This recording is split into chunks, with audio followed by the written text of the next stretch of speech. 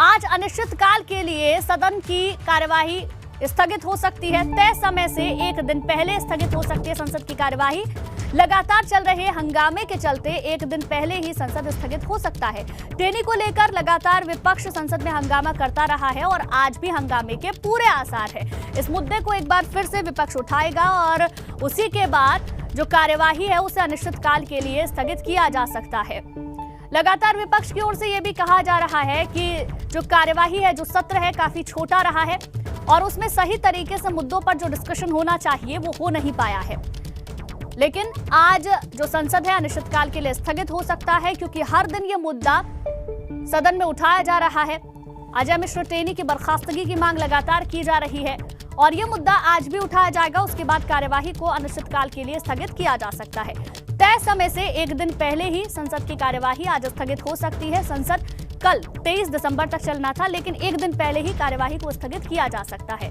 लगातार जिस तरीके से हंगामा हो रहा है अजय मिश्र टेनी की बर्खास्तगी को लेकर और विपक्ष का भी इस पर कहना है कि जब तक बर्खास्तगी नहीं होगी तब तक इस मुद्दे को विपक्ष छोड़ेगा नहीं। लेकिन इन सब के चलते एक दिन पहले ही संसद स्थगित हो सकता है।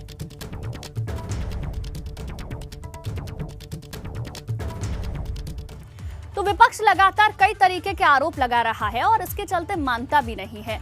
अब क्या इसके पूरा रहने वाला है वो भी आप समझिए। आज संसद का जो सत्र है वो खत्म हो सकता है। पहले 23 दिसंबर को ये सत्र खत्म होना था, यानी कि कल खत्म होना था। एक दिन पहले ही सत्र खत्म हो जाएगा। विपक्ष का हंगामा लगातार जारी है और यही कारण बन रहा है एक दिन पहले ही संसद के स्थगित होने का। हंगामे की वजह से कार्यवाही काफी प्रभावित हुई है। टेनी की बर्खास्तगी पर रोज हंगामा संसद में देखने को मिल रहा है। सदस्यों के निलंबन पर भी हंगामा लगातार हो रहा है, जिसके चलते ये माना जा रहा है कि आज एक दिन पहले ही कार्यवाही अनिश्चितकाल के लिए स्थगित हो जाएगी। अब थार वाली तकरार संसद में आर पार है क्या, ये समझिए। टेनी को हटाने की मांग पर लगातार विपक्ष अड़ा हुआ है। गांधी प्रतिमा के सामने धरना भी आज विपक्ष देगा। धरने की अगुवाई सोनिया गांधी आज खुद करने जा रही हैं। कल विपक्ष ने विजय चौक तक मार्च भी इस मुद्दे को लेकर निकाला था और लगातार बर्खास्तगी की मांग की थी। विपक्ष का सरकार पर मनमानी का आरोप है। विपक्ष का कहना है कि सरकार अपनी मनमानी कर रही है। राहुल गांधी ने कहा जब तक इस्तीफा नहीं होगा तब तक ये मुद्दा छोड़ा नहीं जाएगा। तो इस मुद्दे को लगातार विपक्ष भुनाने की कोशिश कर रहा है, इस्तीफे की मांग कर रहा है, बर्खास्तगी की मांग कर रहा है और सरकार पर कई तरीके के आरोप भी लग रहे हैं। अब निलंबन पर संसद में संग्राम लगातार जारी है। हर दिन इस मुद्दे को उठाया गया है और विपक्ष की ओर से हंगामा भी देखने को मिला है। 29 नवंबर को सत्र शुरू हुआ। राज्यसभा में चर्चा के दौरान हंगामा हुआ। पहले दिन 12 सांसद निलंबित हुए। कांग्रेस के 6, शिवसेना के 2 सांसद उस दौरान निलंबित हुए। टीएमसी के 2, सीपीआई सीपीएम के 1 सांसद निलंबित हुए। निलंबन को लेकर विपक्ष लगातार लामबंद है। विपक्ष अपनी मांगों पर अड़ा हुआ है और इसी को लेकर लगातार हंगामा भी देखने को हर दिन मिल रहा है। और अब बात यूपी की सियासी खबरों की भी कर लेते हैं। यूपी विधानसभा चुनाव में अब बमुश्किल 2 महीने का वक्त बचा है। ऐसे में सभी सियासी पार्टियां अपना दम दिखा रही हैं, लेकिन किसकी कैसी है तैयारी और कौन है किस पर कितना भारी, ये जानने के लिए आप हमारा जो यूपी उत्तराखंड में जो चुनाव का मतलब है वो है एबीपी गंगा, उसे समझने के लिए हमारी ये रिपोर्ट देखिए। तो चलिए अब आपको समझा देते हैं भाजपा का भूचाल मिशन जो लगातार जारी है वो कितना खास है। मिशन 2022 को लेकर यूपी में भाजपा की जन विश्वास यात्रा का आज चौथा दिन है। आज चौथे दिन 6 क्षेत्रों की जन विश्वास यात्रा अलग अलग जिलों में प्रवेश करेगी, जहां अलग अलग भाजपा के कई दिग्गज नेता यात्रा की कमान को संभालेंगे। जिसमें से काशी क्षेत्र की जन विश्वास यात्रा आज सोनभद्र पहुंचेगी, जिसमें आज सीएम योगी आदित्यनाथ भी शामिल होंगे। इसी तरह भाजपा संगठन के पश्चिमी क्षेत्र की जन विश्वास यात्रा आज शामली पहुंचेगी, तो वहीं ब्रज क्षेत्र की यात्रा आज आगरा में रहेगी। कानपुर बुंदेलखंड क्षेत्र की यात्रा आज दूसरे दिन भी बांदा में पहुंचेगी, जबकि अवध क्षेत्र की यात्रा आज बलरामपुर पहुंचेगी और गोरखपुर क्षेत्र की यात्रा आज लालगंज पहुंचेगी। लगातार भाजपा की ओर से जन विश्वास यात्रा निकाली जा रही है, जिसका उद्देश्य बस यही है कि जनता का विश्वास किस तरीके से जीता जाए। पूरे उत्तर प्रदेश को भाजपा ने 6 क्षेत्रों में बांटा है और उन अलग अलग क्षेत्रों से ये जन विश्वास यात्रा हर दिन आगे बढ़ रही है।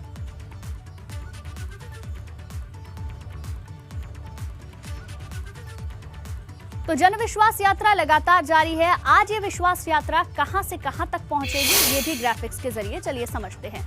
पश्चिम क्षेत्र की यात्रा आज बिजनौर से निकली, यात्रा शामली पहुंचेगी, जहां कैबिनेट मंत्री भूपेंद्र सिंह चौधरी, मंत्री धर्म सिंह सैनी और सुरेश राणा पूरे दिन यात्रा के साथ चलने वाले हैं। ब्रज क्षेत्र की जो यात्रा है, मथुरा से निकली यात्रा आज आगरा पहुंच जाएगी। यात्रा के दौरान मंत्री चौधरी लक्ष्मी नारायण और महेश गुप्ता मौजूद रहने वाले हैं। बुंदेलखंड क्षेत्र की यात्रा जो है, झांसी से निकली यात्रा आज चित्रकूट और बांदा पहुंच जाएगी। यात्रा में केंद्रीय मंत्री साध्वी निरंजन ज्योति और उत्तर प्रदेश में मंत्री रणवेंद्र प्रताप सिंह धुनी सिंह भी मौजूद रहने वाले हैं। तो कानपुर क्षेत्र से और अलग अलग क्षेत्रों से किस तरीके से यात्रा आगे बढ़ेगी वो हमने आपको बताया। अब 6 तस्वीरें आपकी टेलीविजन स्क्रीन पर है। आज शामली यात्रा पहुंचेगी, आगरा जब यात्रा पहुंचेगी ब्रज क्षेत्र की यात्रा, उसकी दूसरी तस्वीर बुंदेलखंड क्षेत्र की जन विश्वास यात्रा आज बांदा पहुंच जाएगी, जिसकी तीसरी तस्वीर आप देख रहे हैं। चौथी तस्वीर अवध क्षेत्र की जन विश्वास यात्रा की है, आज ये यात्रा बलरामपुर पहुंचेगी। और उसके बाद 5वीं तस्वीर गोरखपुर क्षेत्र की जो जन विश्वास यात्रा है वो लालगंज आज पहुंच जाएगी। और आखिरी तस्वीर आप देखेंगे सोनभद्र आज यात्रा पहुंचेगी। काशी क्षेत्र की जन विश्वास यात्रा आगे बढ़ते बढ़ते आज सोनभद्र पहुंचेगी। योगी आदित्यनाथ वहां पर मौजूद रहने वाले हैं। तो इस तरीके से लगातार हर दिन जन विश्वास यात्रा आगे बढ़ रही है। जनता का विश्वास जीतना इस जन विश्वास यात्रा का उद्देश्य है।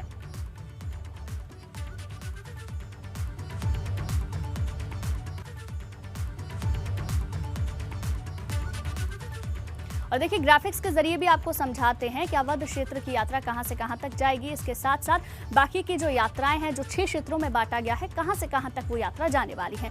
अवध की बात करते हैं। अंबेडकर नगर से निकली यात्रा आज गोंडा और बलरामपुर पहुंचेगी। कैबिनेट मंत्री ब्रजेश पाठक, राज्य मंत्री पलटू राम यात्रा में मौजूद रहने वाले हैं। गोरखपुर क्षेत्र की यात्रा की बात करें तो आज बलिया से शुरू हुई यात्रा लालगंज पहुंच जाएगी। केंद्रीय राज्य मंत्री पंकज चौधरी, मंत्री सूर्य प्रताप शाही, श्रीराम चौहान यात्रा में मौजूद रहेंगे। काशी क्षेत्र की अगर बात करें तो यहां पर गाजीपुर से निकली हुई यात्रा आज सोनभद्र पहुंच जाएगी। योगी आदित्यनाथ खुद मौजूद रहने वाले हैं। सरकार के मंत्री सिद्धार्थनाथ सिंह, नीलकंठ तिवारी उपस्थित रहेंगे। योगी आदित्यनाथ भी इस यात्रा में शामिल होने वाले हैं। तो ये पूरा हमने आपको बताया जो जनविश्वास यात्रा आगे बढ़ रही है, किस तरीके से कौन कौन से क्षेत्र से होकर गुजरेगी। अब बात सोनभद्र की करते हैं, क्योंकि योगी आदित्यनाथ आज सोनभद्र के दौरे पर हैं। जनविश्वास यात्रा में वो शामिल होंगे। साथ ही सीएम सोनभद्र को 500 करोड़ से ज्यादा की सौगात भी देंगे।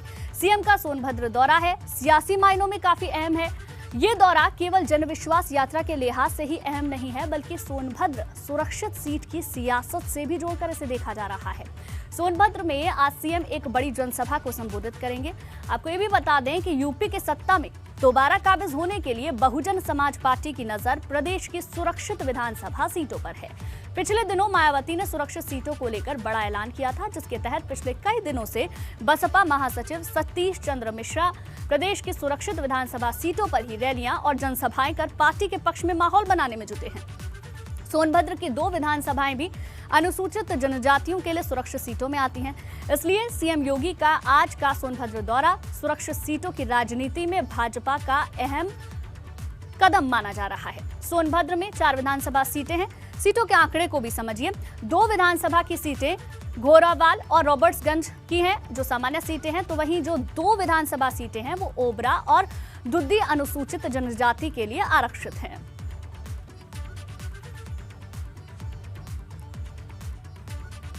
तो योगी आदित्यनाथ आज सोनभद्र पहुंचने वाले हैं। जनसभा को भी वहां वो संबोधित करेंगे, लेकिन पूरा कार्यक्रम मिनट टू मिनट क्या रहने वाला है योगी आदित्यनाथ का, वो भी समझते हैं।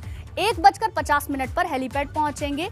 हाइडल मैदान रॉबर्ट्सगंज में योगी आदित्यनाथ पहुंच जाएंगे। 1:55 पर 5 मिनट बाद ही हेलीपैड से हाइडल मैदान कार्यक्रम स्थल पर योगी आदित्यनाथ पहुंचेंगे और उसके बाद 2 से 3 बजे तक कई परियोजना का लोकार्पण और शिलान्यास होगा और जनसभा को भी योगी आदित्यनाथ संबोधित करेंगे। सौगातों का सिलसिला लगातार जारी है, कई परियोजनाओं की सौगात भी मिल रही है। उसके बाद आगे का जो कार्यक्रम है 3:05 पर हाइडल मैदान से हेलीपैड के लिए योगी आदित्यनाथ रवाना होंगे।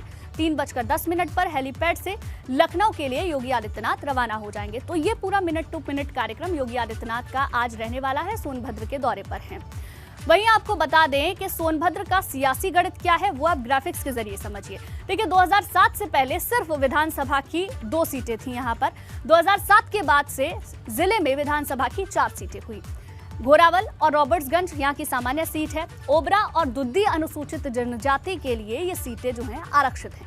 2012 में 2 सीट पर सपा रही, 1 पर बसपा की यहां से जीत दर्ज हुई। 2012 में दुद्दी से निर्दलीय रूबी प्रसाद की यहां से जीत हुई। इसके साथ ही रूबी प्रसाद को कांग्रेस का समर्थन था। जीत के बाद सपा में वो शामिल हुए। 2017 की बात करें तो भाजपा गठबंधन ने 4 सीट यहां से जीत ली। 2017 में 3 सीट भाजपा के पास और 1 पर अपना दल एस ने यहां से जीत दर्ज की। तो ये पूरा सियासी गणित है इस सीट को लेकर। अब सुरक्षित सीटों पर भाजपा की सेंध क्या हो पाएगी? अनुसूचित जनजाति के लिए दुद्दी और ओबरा सीट सुरक्षित मानी जाती हैं। दुद्दी में बसपा के 7 बार के विधायक विजय सिंह गोंड यहां से हार गए थे। अपना दल एस के हरिराम ने यहां से जीत दर्ज की दुद्दी सीट से। ओबरा में भाजपा के संजीव कुमार उर्फ संजय गोंड यहां से उन्होंने जीत दर्ज की थी। संजय कुमार उर्फ संजय गोंड को मंत्रिमंडल विस्तार में भी जगह मिली। मंत्रिमंडल विस्तार जब हुआ तब उन्हें मंत्री बनाया गया। सीएम योगी ने संजय गौड़ को राज्य मंत्री का पद दिया था, राज्य मंत्री वो बने थे। तो काफी मजबूत है यहां से भाजपा और आज योगी आदित्यनाथ का दौरा काफी महत्वपूर्ण हो जाता है।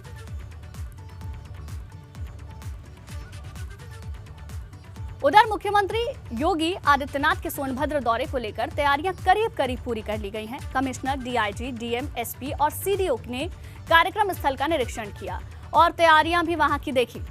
अब ये देखिए तस्वीरें आपको दिखा रहे हैं किस तरीके से तैयारियां सीएम के दौरे को लेकर पूरी कर ली गई हैं। सुरक्षा के लिहाज से भी तमाम इंतजाम है। इसके अलावा कमिश्नर, डीआईजी ने स्थलीय निरीक्षण भी वहां का किया है। मंच पूरी तरीके से सज कर तैयार है। जनसभा में ज्यादा से ज्यादा लोग जुट पाए, इसके लिए लगातार कार्यकर्ताओं की ओर से कोशिश भी की जा रही है। ये तस्वीरें आपको दिखा रहे हैं आज जो जनसभा होनी है। कई योजनाएं हैं जिनका शिलान्यास और लोकार्पण होना है। कई सौगातें भी मिलेंगी। काफी मजबूत सोनभद्र में भाजपा अभी तक रही है। ऐसे में आज जो रैली होने वाली है वो अपने आप में खास है।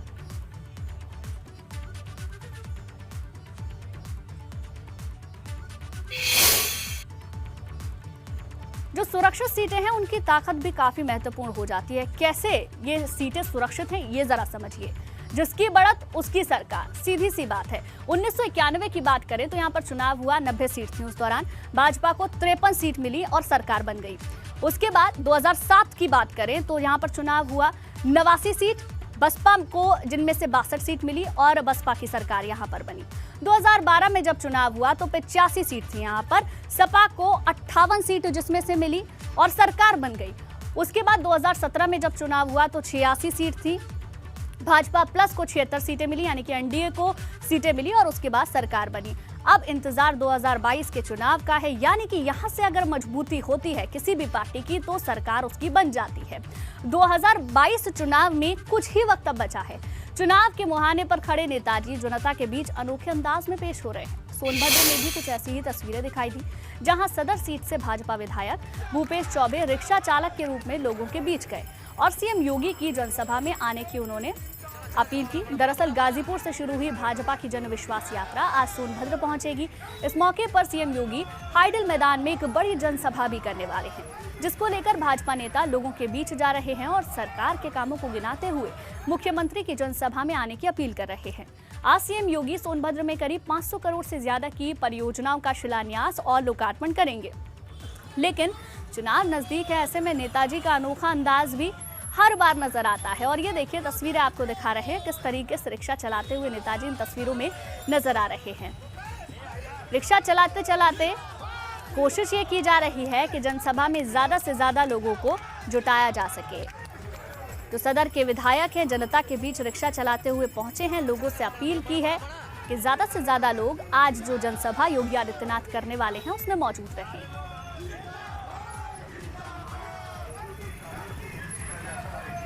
नेताजी का ये अलग ही अंदाज अक्सर चुनावों में ही देखने को मिलता है। जब जनता के बीच जाते हैं, रिक्शे पर जाते हैं, अलग अंदाज से जाते हैं, अनोखे अंदाज से जाते हैं और ज़्यादा लोग जुटे। किस तरीके से अपना कामकाज जो हुआ वो गिनाया जाए, ज़्यादा लोगों को इकट्ठा किया जाए, अपने पक्ष में किया जाए, यही कोशिश लगातार नेताजी के चुनाव से पहले हर बार नजर आती है। और वही दिखाती ये तस्वीरें हैं। रिक्शे पर बैठे हुए आपको सदर विधायक नजर आएंगे, जनता से अपील कर रहे हैं कि आज जो जनसभा होने वाली है उसमें ज्यादा से ज्यादा लोग जुटे। आदित्यनाथ जी को सुनना चाहता है कि जो हमारे रिक्शा चालक भाई हैं उन सबों ने मुझे आकर के आग्रह किया कि योगी जी आ रहे हैं, एक बार मैं जन जागरण यात्रा निकालना चाहता हूँ। मैं ऐसे सभी रिक्शा चालक भाइयों के प्रति बहुत बहुत आभार व्यक्त करना चाहता हूँ। चलिए ग्राफिक्स के जरिए समझते हैं 2017 के नतीजे क्या रहे। सुरक्षित सीट एससी की 84 यहाँ पर रही, जिसमें कि भाजपा प्लस को यानी कि एनडीए को 74 सीटें मिली, सपा के यहाँ 7 सीटें लगी और बसपा को 2 सीटें मिली और निर्दलीय को 1 सीट यहाँ से मिली है। ये जो सुरक्षित सीट है उसका पूरा गणित आप समझ रहे हैं। इसके साथ साथ सुरक्षित सीट एसटी को लेकर अगर समझने की कोशिश करें तो भाजपा प्लस यानी कि एनडीए को 2 सीटें यहाँ से मिली, सपा को 0, बसपा को 0 यानी कि कोई भी सीट हाथ नहीं लगी और निर्दलीय को भी 0 सीट यहाँ से हाथ लगी। प्रधानमंत्री मोदी के साथ ही अब भाजपा के चाणक्य अमित शाह ने यूपी चुनाव की कमान खुद संभाल ली और विरोधियों को पस्त कर सत्ता वापसी का चक्रव्यूह रचने की अब तैयारी है। अगले 10 दिनों में भारतीय जनता पार्टी के चाणक्य और देश के गृह मंत्री अमित शाह 7 बार यूपी का दौरा करने वाले हैं, जिसकी शुरुआत 24 दिसंबर को प्रयागराज से होगी और ये सिलसिला 4 जनवरी तक चलता रहेगा। 10 दिनों के दौरे में अमित शाह 140 विधानसभा क्षेत्रों को कवर करेंगे, जिसके लिए वो 21 सभाएं करेंगे और 3 रोड शो करने वाले हैं। ये रोड शो अयोध्या, गोरखपुर और बरेली में होगा। तो अमित शाह को राजनीति का चाणक्य कहा जाता है। ऐसे में जो चक्रव्यूह रचना है वो बहुत अच्छे से अमित शाह समझते हैं, इसीलिए चुनाव जैसे ही नजदीक है 21 सभाएं, 3 रोड शो करेंगे, जनता के बीच जाएंगे और अपनी बात जनता तक पहुंचाएंगे। वहीं उधर निषाद पार्टी के अध्यक्ष डॉक्टर संजय निषाद ने पिछले दिनों लखनऊ में हुए निषाद पार्टी और भाजपा की संयुक्त रैली का जिक्र करते हुए कहा कि जल्द ही निषाद आरक्षण का मुद्दा भी सुलझ जाएगा। संजय निषाद ने उम्मीद जताई है कि चुनाव से पहले आरक्षण का मुद्दा हल हो जाएगा। यही नहीं, संजय निषाद यूपी विधानसभा चुनाव में 24 सीटों पर चुनाव लड़ने का दावा करते हुए भी नजर आए। हमारे साथ बात करने के लिए डॉक्टर संजय निषाद, जो निषाद पार्टी के राष्ट्रीय अध्यक्ष भी हैं। डॉक्टर साहब, आपकी पहल पर भारतीय जनता पार्टी ने एक बड़ा मूव किया है, केंद्र सरकार से रिक्वेस्ट की है कि आप लोगों को अनुसूचित जाति में शामिल किया जाए। क्या लगता है कि थोड़ा डिले हुआ है इसको लेकर?